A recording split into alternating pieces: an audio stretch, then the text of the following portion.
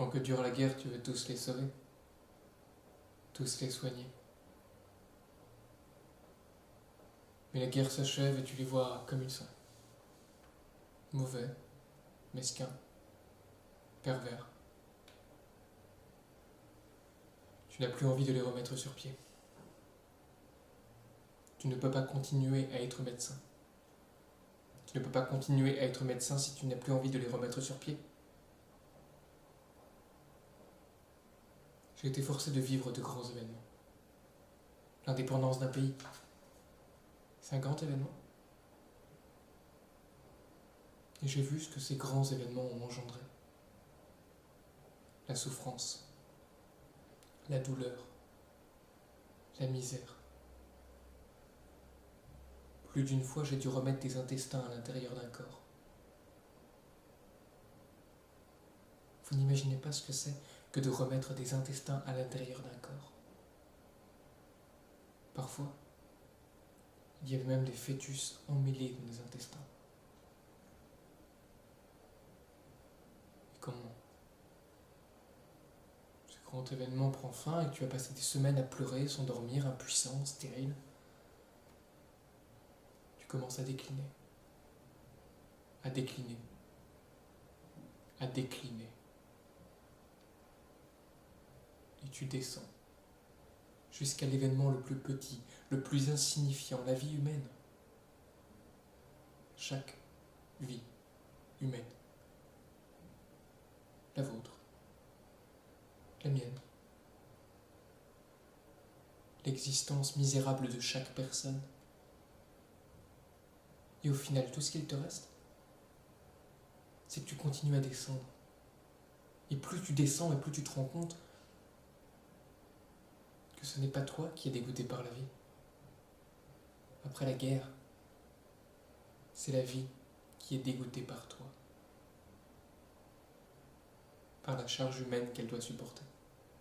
Par tous et par chacun d'entre nous. Des capitaines, des généraux, des États, des gouvernements, des organisations internationales. Et au final, tout ce qu'il te reste, c'est ton voisin, qui te rend la vie insupportable. Vraiment insupportable.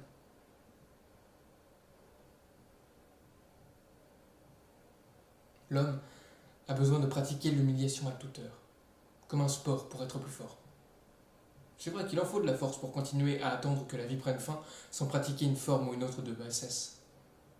Beaucoup de force. Ils utilisent les vacheries pour se protéger. Ce n'est pas tant que les vacheries prolongent leur existence, mais elles les aident à vivre avec une certaine fierté.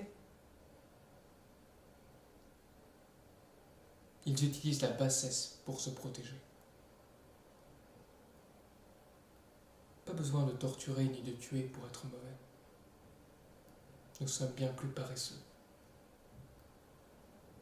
Nous portons tous en nous un criminel apathique, oisif, inutile, négligent. Nous sommes des criminels qui concentrons toute notre attention dans la force offensive de notre esprit. En d'autres mots, dans le crachat de l'injure. Non. Je ne pouvais pas continuer à être médecin. Je préfère passer 10 heures dans cette usine d'affilée plutôt que d'avoir à soigner la moindre égratignure. J'ai mal au cœur rien d'y penser. Le bruit des machines m'isole des hommes. De la férocité des hommes. Ici, on ne peut pas parler. Il vaut mieux ne pas parler, invalider la langue. Ici, la langue ne sert à rien. Ici, la langue disparaît. Le dimanche, c'est ce jour où chacun prépare son combat. Dans chaque maison, dans chaque chambre mal ventilée, sur chaque matelas, taché de sueur, de règles et de sperme. Le dimanche est ce jour où chacun prépare son combat particulier.